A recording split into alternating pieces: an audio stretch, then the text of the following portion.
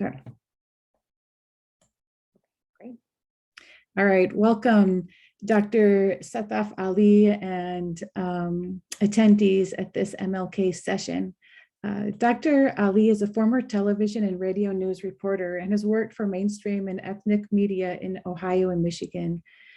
Dr. Ali earned her Master's of Arts in Broadcast Journalism from Columbia College, Chicago in 2002, examining capital punishment and the ensuing moratorium in Illinois. She has a PhD in communication from the Department of Communication at Wayne State University, focusing on risks/crisis information, scrutinization, race and securitization, race and audience attitudes towards messages originating from traditional and social media sources. Dr. Ali is a quantitative researcher who favors content analysis and experimental design as her methodologies of choice.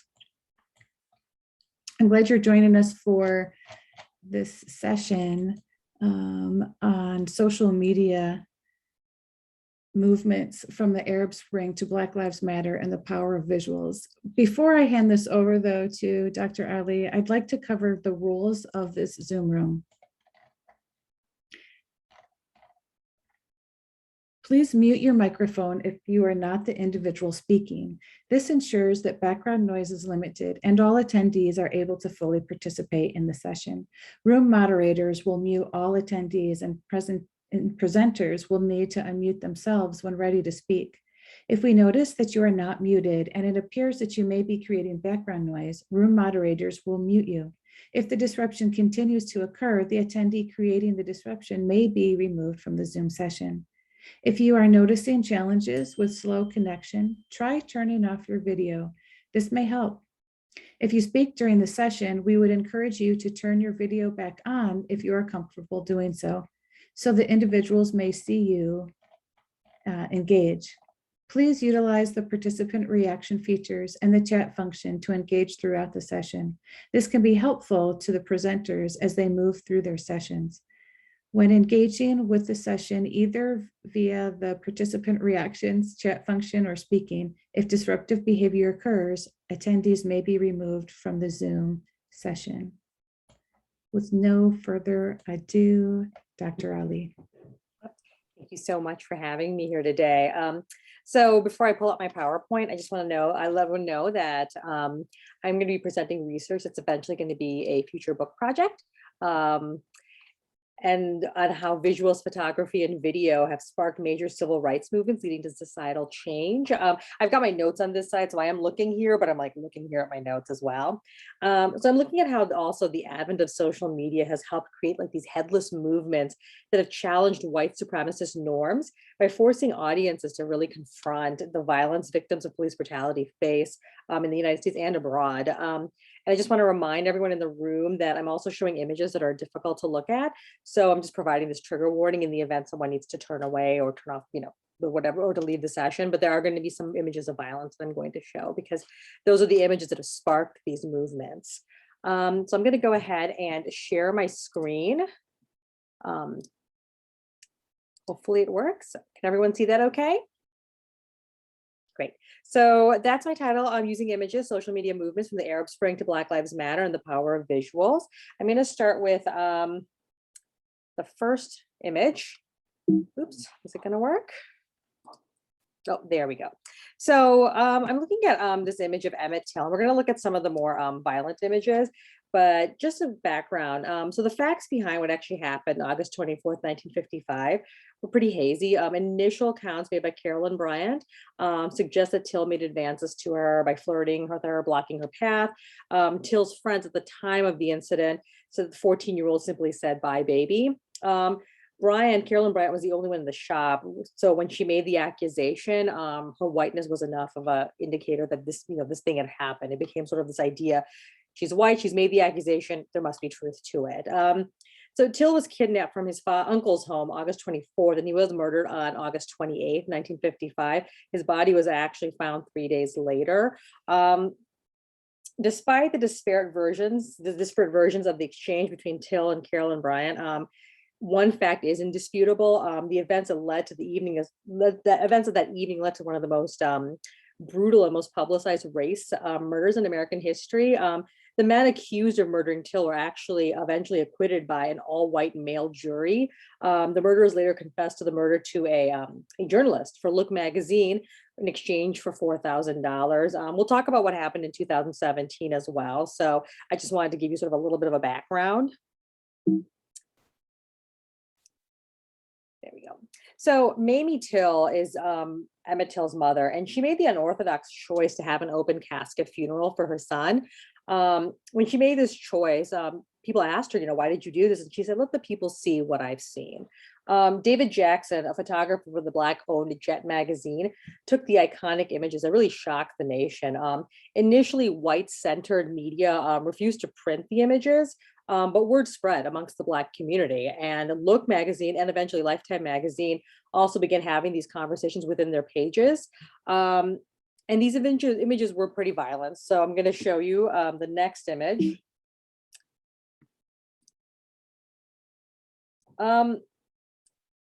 Till's death was really shocking for its brutality, but also showcasing this level of hatred that the South had for segregated South had for Black people, especially Black men and boys. The type of images that were shown that David Jackson took were images you never saw outside of a war zone, much less the image of a child. So the images also put like sort of a victim's face to the brutal violence. In addition, you see this particular image. This image was actually the most popular and the most, this is the rallying cry. The image of his mother in the photograph is particularly important because she's giving a face to the victimization and violence that her son endured. This quote from her, so this quote on the side I wrote, when she talks about why she made that choice to put her son's image in the magazine pages. I believe that the whole United States is mourning with me. And if the death of my son can mean something to the unfortunate people all over the world, then for him to have died a hero would mean more to me than for him to have just died.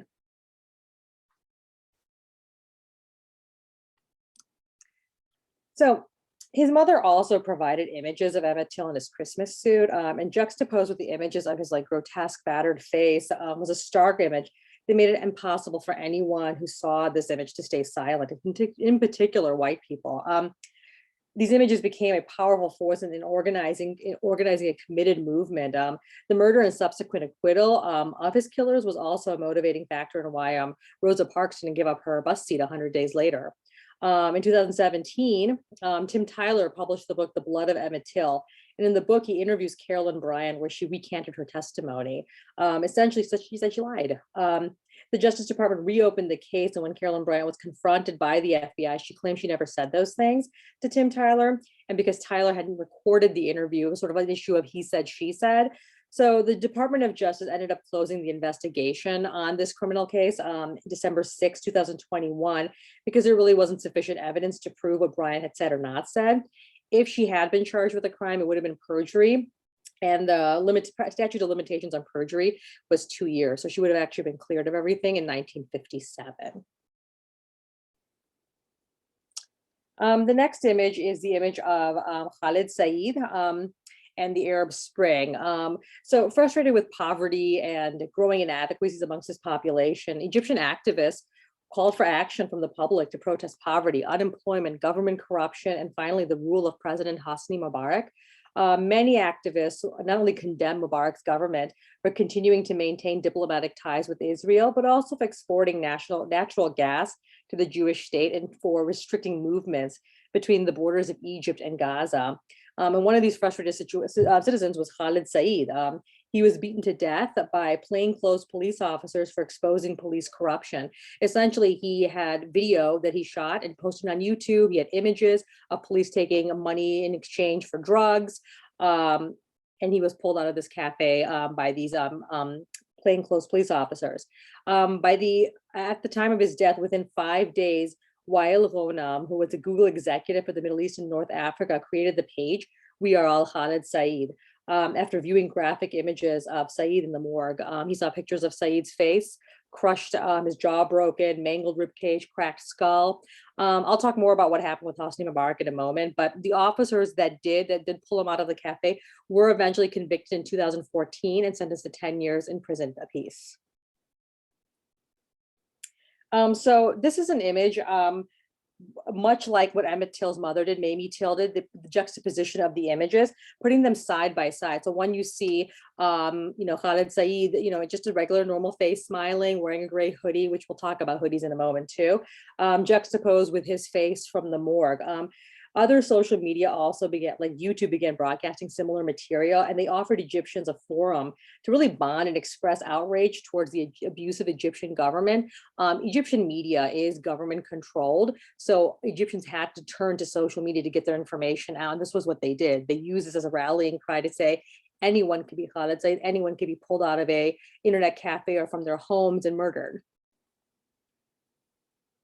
This is the Facebook page that I talked about that was started. It initially was in the Arabic language, but they switched it to English. And part of the reason was because they wanted to reach other audiences. They found that enough international pressure would also assist with helping them. Posting this in English reached out to Western audiences in Europe and in the United States.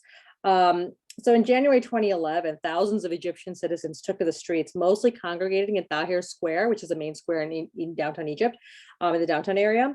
The protests put pressure, plus the pressure from the international community actually forced Hosni Mubarak to step down February 11th, 2011. So we see with enough pressure and this galvanizing image of Khalid Said that they were able to bring down a abusive regime. Trayvon Martin was only 17 years old when he was murdered by a white man who was a member of a neighborhood watch. While images of Martin's body weren't necessarily used on social media, the initial 911 call was that thing that shocked the public. In the call, you can actually hear the operator saying, "Don't follow him, don't let the police handle it." The murderer was arrested and was subsequently acquitted by a 6-person jury. There's a handful of states in the United States that actually don't require a full 12 jurors, and Florida is one of them. The murderer claimed that his life was in danger, and he used Florida's stand your ground law as an excuse to kill 17-year-old Trayvon Martin. The acquittal is what prompted the hashtag Trayvon Martin and the Black Lives Matter movement. In February 24, 2015, the U.S. Justice Department also filed no federal civil rights charges against Martin's murder as well. In many ways, Black Lives Matter is different than the civil rights movements of the 50s. People will look back and say, well, there's a lot of similarities, but there's also a lot of differences. First, the civil rights movements of the 50s, women were part of those movements. They had boots to the ground and they were right there protesting with the men. They were also being inflicted, the violence was also being inflicted on them. However, from the 50s, men took on most of the accolades. They were the ones that actually ended up getting more of the press coverage and the images. Black Lives Matter was created in a way because it was created by 3 Black organizers, women, Elisa Garza, Patrice Cullors, and Opal Tometi. The idea behind it was to create a space not only for women of color, in particular Black women, but also for LGBT and trans people. And so that's what made it very particularly different. That was the first reason why I made it different. I'll talk about the second reason. The deaths of Black men and boys have also garnered a lot of media attention, but Black women and girls are also subjected to violence at the hands of police.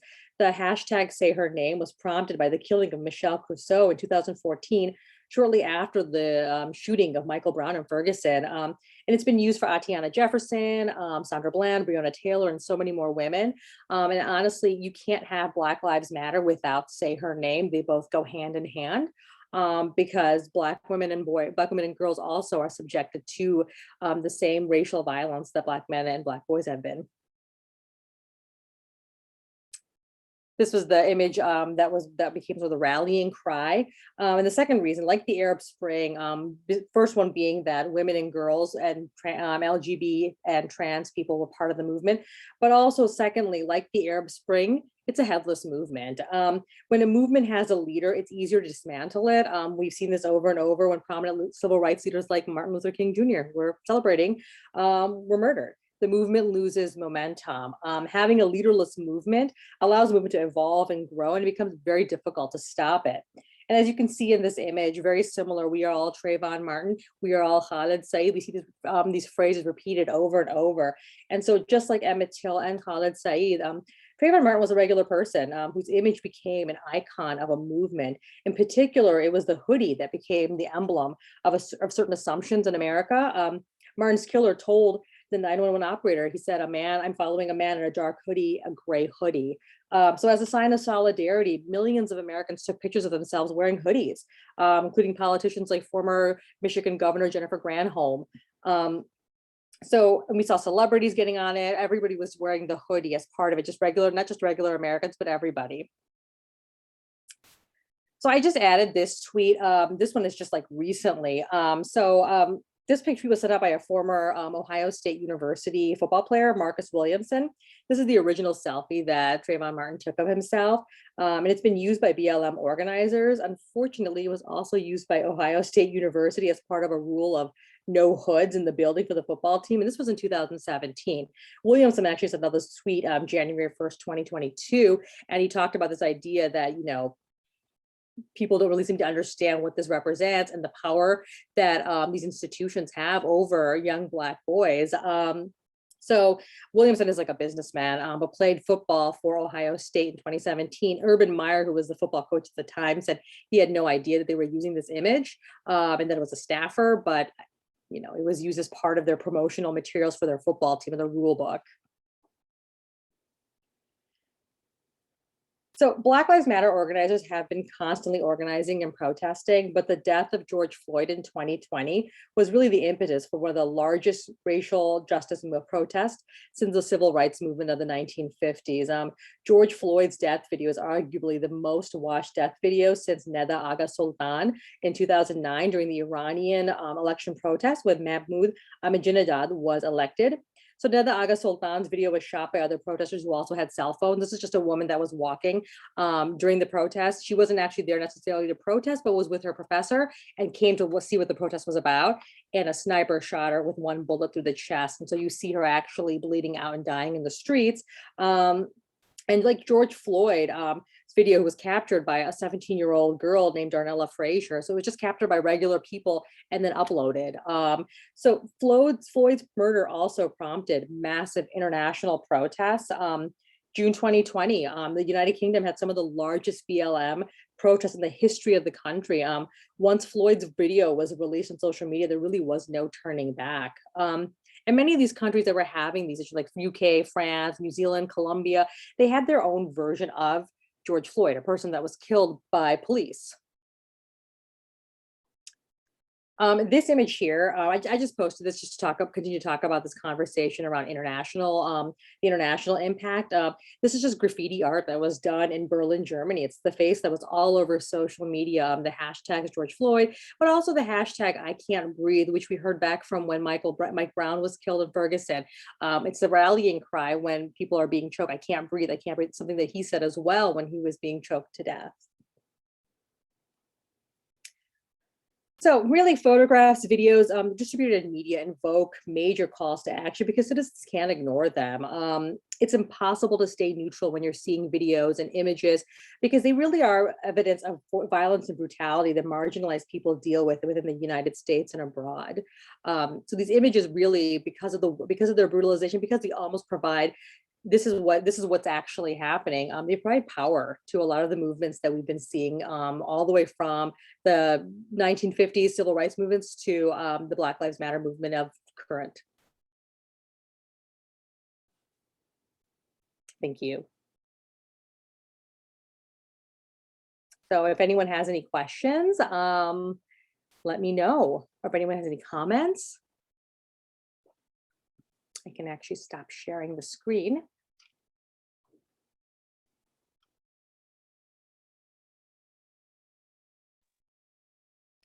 Thank you for sharing those images. There's so much to take. I'm still thinking, there's so much to take in from what you shared. The way that you connected the different incidences through those images, I think is really powerful. I also agree with that. I thought the images were powerful, and as a woman of color, sometimes I don't think people recognize that I was taught about Emmett Till as a child, and I carry Emmett Till with me every day. That his impact of his death just transformed my culture and who I was. The one question that I do have is, where do we go from here? How do we process everything, and how do we rise together? Yeah, and I think that's a really interesting question, because oftentimes we think, okay, we see all these protests happening, but like, what's the end game of the protest? We just can't protest forever. And so I've always seen it as, like, when we talk about like racism, we talk about violence and police brutality, that oftentimes it's people of color that are doing all the heavy lifting, but really the societal changes need to happen amongst white people. They really need to step up and say, okay, this is an issue. This is not, racism isn't a person of color or a Black issue, it's a white issue. And we need to, within ourselves, to resolve this if we're going to actually move forward. And I mean, I do see some progress. Obviously, the conviction of George Floyd's killer, the conviction and sentencing of Ahmaud Arbery's killers. You know, we're seeing some changes, but are they moving at a fast enough pace? Because people are still dying. I'm wondering what, thank you for that. It's gotten me thinking about education. And Dr. Fields mentioned, as a Black woman, Emmett Till was someone that she learned about at a young age and has always been with her. As a white person, that was not part of my education when I was young. I had heard of Emmett Till, and I thought of Emmett Till as a man, because man was the word that was used. And it wasn't until I was older that I recognized that he was a 14-year-old boy. And had the opportunity to educate myself and a lot more. So I wonder how social media, so this is what I'm getting to. If children aren't taught and youth aren't taught in schools, the truth of the American history and the history around the world, you've shown images from around the globe. I'm wondering how social media can be used to educate. I mean, a bigger question is, how can we support education in schools? But with this being on social media, I'm wondering how in other ways that social media can be used, or images can be used to educate. Yeah, I think a lot of it's also just based on, like, when we talk about when some schools are getting really worried about critical race theory and what that means, because they don't really understand what that means. I think this could very easily be part of critical race theory curriculums. We're talking to kids because they're already on social media, they're already using it. I mean, I have a 14-year-old, and last year when George Floyd, or like 2020 when George Floyd was killed, I told him to be careful when you go online because the video is graphic. But even before I said it, he'd already watched it. So I mean, these kids are getting the information, they're consuming it. But having them critically understand what they're consuming. It's not just a guy that's just being killed by a police officer, but behind why it's happening, the history of the violence that's happening. I think that that's important. Critical race theory, and teaching it from a young age, starting from maybe junior high or maybe even earlier at elementary, finding ways to sort of put it within our curriculum. So by the time these children grow up and become adults, there's a better understanding, right? Because these people are going to be the next future politicians in our country. So understanding how race and economics and even health, all of these things sort of combine and work in this country is really important. Thank you. Let's open it to some others here that have joined us. If you would, you can either speak your question or you can put it in the chat room and I will read it for you, whichever you prefer.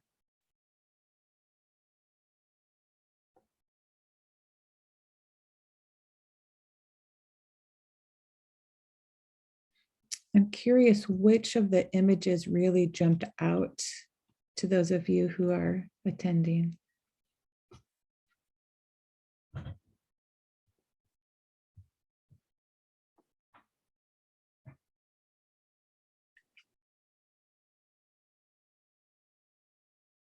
So most of my research is actually focused on the image of Khalid Said in the Middle East, but I've recently started looking at, of course, because of all the protests of George Floyd and even like Philando Castile, images of Sandra Bland, which were just, the rallying cry. So all of these sort of compounded together, this idea, this project. I think all of them can be horrific, but I mean, I'd be curious to know what other people thought. Are there other images maybe you've seen that maybe that weren't as part of this presentation that were equally disturbing to you, or something that caused you to go out and say, okay, this is a problem that we need to address?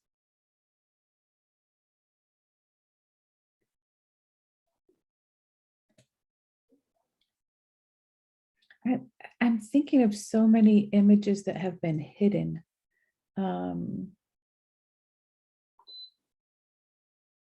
If people did not feel, I'm thinking of women who have been battered, who have hidden from having those images taken. But I can think of some, but also, images, for example, that came from the Vietnam War, Yeah. made a real turning point. Yeah, a good example of that would be the Associated Press photographer Nick Ut, who took he won the Pulitzer Prize for the image, was Napalm Girl in 1972. Fast were running. Yes, with the little girl running. That's very similar to like the reaction that it evoked would have been very similar to the reaction that Emmett Till's image, because again, you see a very, very young girl running and she's just burnt.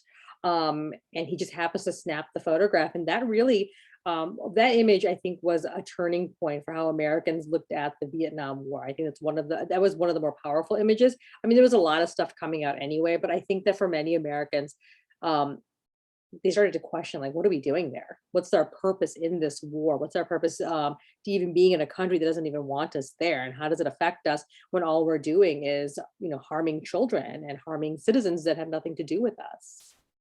I think that was a really big turning point. I watched Even the like series. Kevin Carter's image of, he's the one that took the image of the little girl in Africa who was being followed by the vulture. Images like that also, I mean, especially when they're used in ways, the way that image actually became like the image of Africa, of the entire continent, which was inappropriate.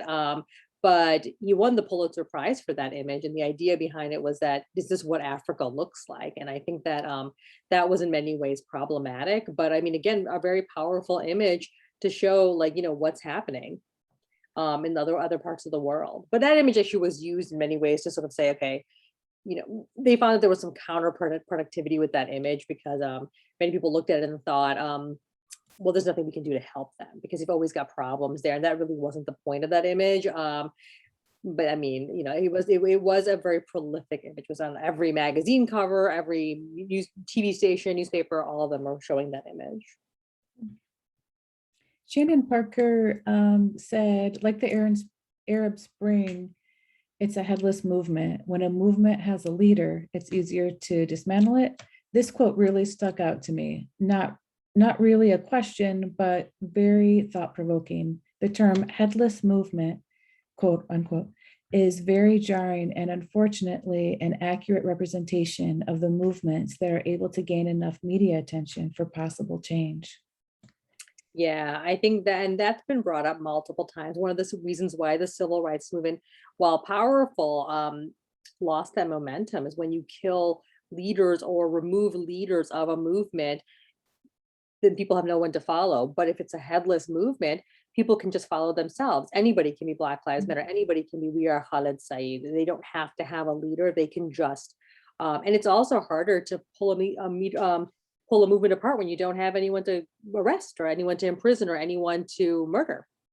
So I think that that's one of the reasons why the Arab Spring and Black Lives Matter has been able to endure the way they have, and because they've been able to pop up in every, especially Black Lives Matter has been able to pop up in every country in the world because there is no leader. Anybody can be Black Lives Matter.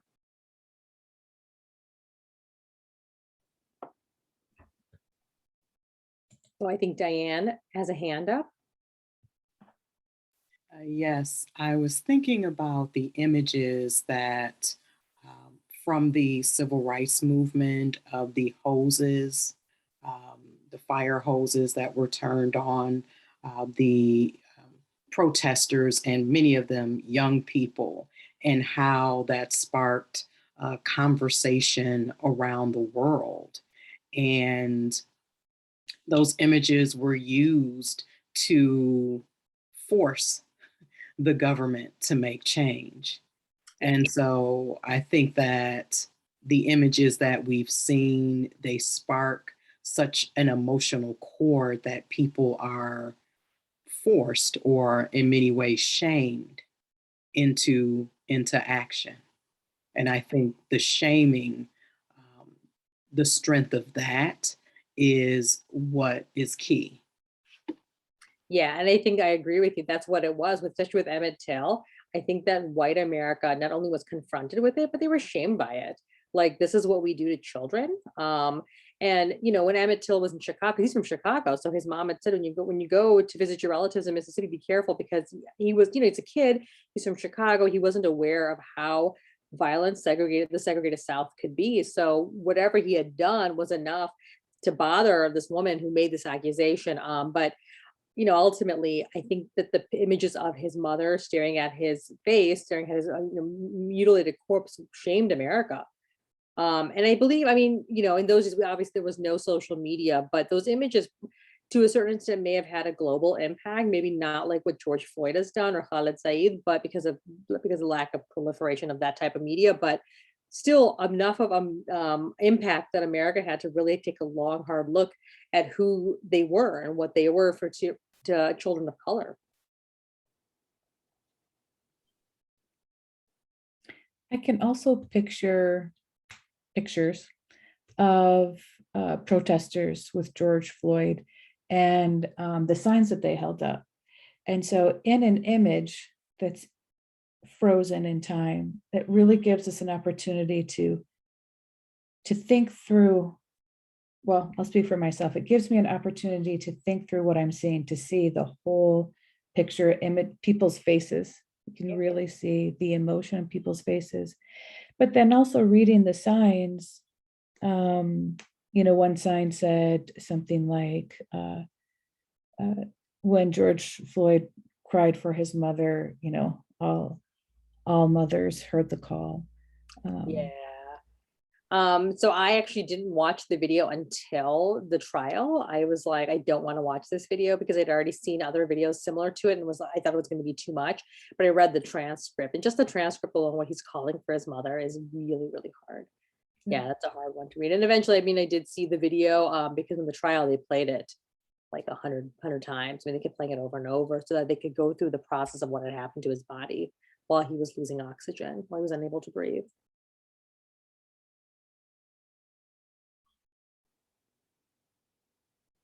I think the image is also, like I said before, put a face to the victim. It's more than just like when his mother, Emmett Till's mother, when she decided to put his image in his open casket images in Black publications, she wanted the world to know what they had done. She was like, and she had, they were going to bury him in Mississippi, but she asked to have him brought back to Chicago. So the images were actually taken at a funeral home in Chicago.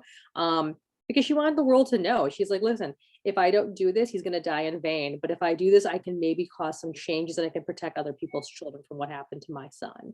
So, her decision, unorthodox, but very brave and heart-wrenching, because she's a mother and she's having to bury her own child, but show the world what these men did to her children. And there was also indication, the two men that had murdered him, they were the only ones tried, but there is indication based on the violence of the body and based on some eyewitness reports after he was taken, that possibly up to 10 people were involved with the murder of this child. So it was a pretty horrific case. And the fact that there really isn't any resolution, because anybody who's alive, the only person that's really alive to have that could have an open conversation about it, at least explain what happened, would have been Carolyn Bryant. But she has gone underground. Her family says she's no longer speaking to anybody. The man that she was married to, that was one of the people that was on trial, he has since long died. So the people who were alive that could have said something have all passed away since, and the one person that could say anything, initially had said that part of the reason why she had confessed that way was because her husband at the time was abusive and she was scared. So she used her trauma to traumatize another person. So there's a whole other layer of problems, but then of course she recanted when the FBI reached out to her in 2017. So even that one wasn't resolved. So the relatives of Emmett Till have brought up multiple times and said it's disappointing that we never got any kind of justice for this child. Has there been research and or formal discussions backed by research on how having more images available may influence social change? Yeah, there's been a lot. I've done research and published a few pieces on how, especially during the Arab Spring, how images proliferated can do that. People use it as a call to action. So there's quite a bit of that. There's also the other end of it where people talk about, researchers talk about this idea of compassion fatigue, where you see too many of those images and possibly it has the opposite effect, that I don't want to help anymore because I can't do anything about it. It's too much, it's overwhelming.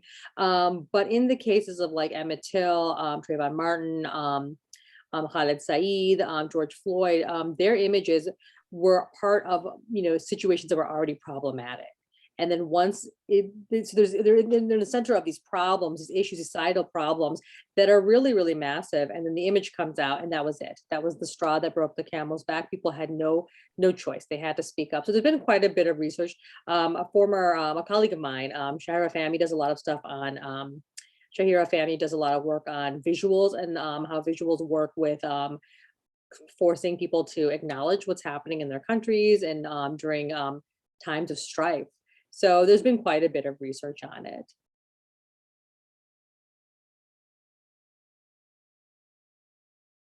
I've asked a lot of questions. I'm going to quiet for a little bit so that to give somebody else an opportunity.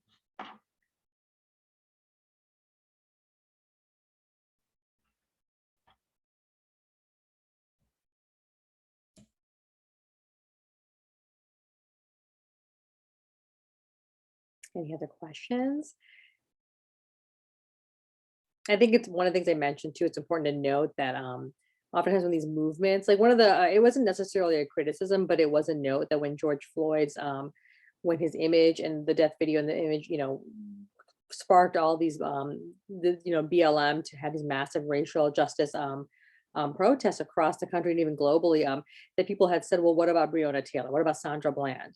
They also had been killed. Why are they not getting this level of protest? So there's this larger conversation about when we talk about police brutality, why is it that we're not talking about young women and girls, or women and girls that are also brutalized, they're also been killed by the police? So lots of those conversations are still continuing to happen. And so the future and hope is that, these conversations continue to happen and that we do see people who women and girls also represented. I mean, we hope that all of it stops actually, but women and girls should also have their names out there. The hashtag say her name is important, but if George Floyd was a woman, I don't know if we would have seen that level of global protests. Would we have seen it?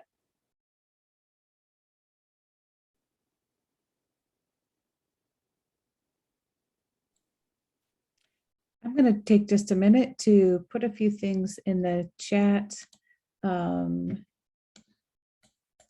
before we run out of time.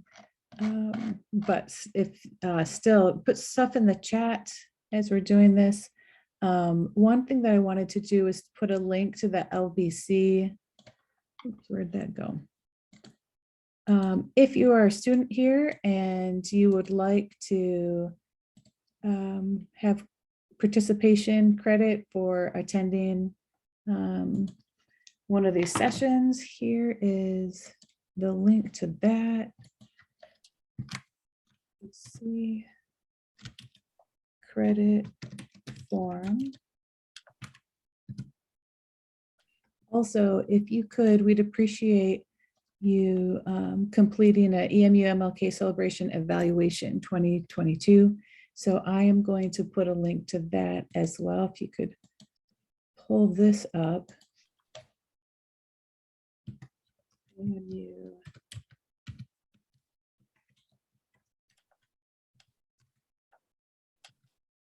So these programs are purposefully put together. And the reason that we ask you to fill out the evaluation is so that we and the participants can receive feedback to be sure that we are meeting the goals and that we have for ourselves, but also for the goals that you have for attending these as well. If you could take some time, it would be really helpful to us. You would fill that out.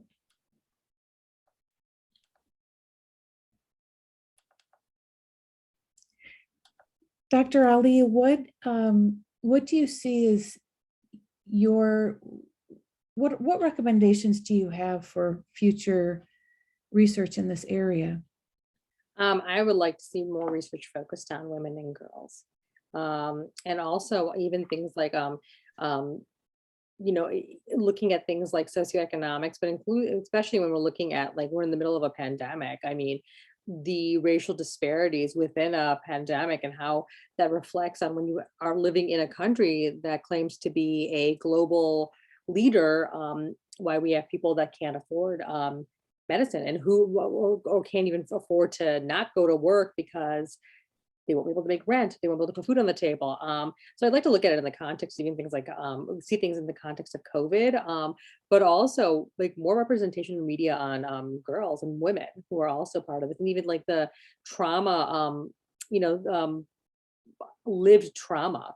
When we talk about seeing these images over and over, well, they hit me differently than they would hit somebody who is Black, who has to live with this. So how does that lived trauma affect the way people look at these images and interpret these images? I'd like to see a lot more of that.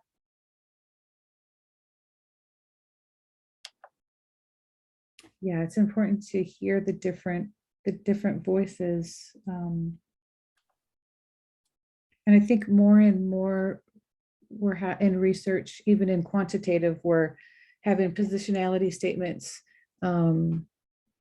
within our published research. And I think that provides a lot of great information for the reader, but also for some researchers who haven't done positionality statements, which has been common in qualitative research, but in quantitative as well. So we can really understand where that voice comes from. Absolutely. Oh, I think Diane has a question. Diane? Dr. Ali, can you explain why you are passionate about this area of study? Well, I've been studying visuals. That was part of my dissertation research when I was at Wayne State. But I specifically looked at audience reactions to news information coming from social media and traditional media sources. So I've always been interested in the way visuals are used. I'm a media studies person. I study media all the time, whether it's entertainment or news media. But as a former reporter, one of the things I always noted was that when I would walk into the newsroom during the day in the morning, and I had a news director that said, okay, these are the stories that you're going to do for the day, and these are the type of things I'm looking for you to cover and the way I want you to cover it. And I always thought he already had an idea about what the story should look like even before I went and covered the story. So that was something that was always interesting to me. And it's always been this idea that journalists and people who produce any kind of news are also audiences. So the way they see the world is also dependent on who they are as people, what they grew up looking at, what they thought the world looked, what they think the world looks like. And so I always go back to like the idea of Kevin Carter when he took the image of the little girl in Africa with the vulture fighting behind, following her. That's what Kevin Carter thinks Africa looks like. That's what a lot of people who don't live in that area. He's from South Africa, but for him, working for the Associated Press, is like this is what the world looked like. I mean, he committed suicide at the age of 27, but for him, this is what Africa looked like. And so I always thought when we look at these images, why aren't we showing other types of images? We're talking about how images can make a real difference in the way people interpret information, because images without context can mean a variety of things, but in context could also mean something a little bit different. And when we think about like gatekeeping processes, there's certain images that make it to the audience. Why are those images making it to the audience, and why others aren't? So I've always been fascinated with that topic, and it's something that I continue to research in regularly. Thank you.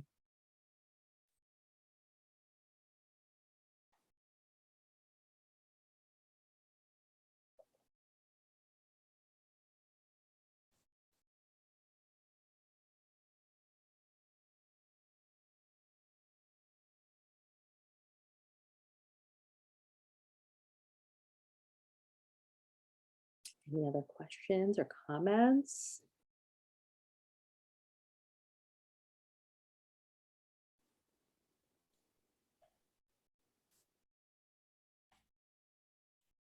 Thank you, everyone, for attending. And Sadaf Ali, thank you so much for your presentation today. You've given, I can only speak for myself, you've given me a lot to think about in these images from different parts of history and different parts of the world, and how those images are used